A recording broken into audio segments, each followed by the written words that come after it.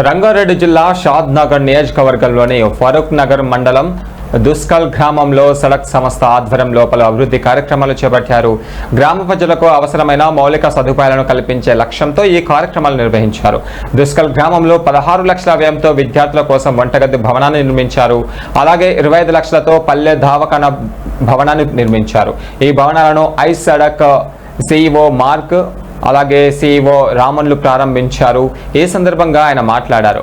మారుమూల గ్రామంలో ఐ సడక్ ఆధ్వర్యంలో ప్రజలకు అవసరమైన మౌలిక వసతులు కల్పించడం హర్షించదగ్గ విషయమని తెలిపారు. భవిష్యత్తులో కూడా ఇలాంటి మరిన్ని అభివృద్ధి కార్యక్రమాలను చేపట్టడానికి ఐ సడక్ సంస్థ ముందుంటుందని సిఇఓ మార్క్ పేర్కొన్నారు.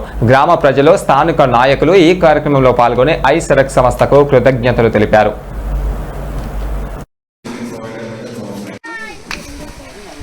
ఓకే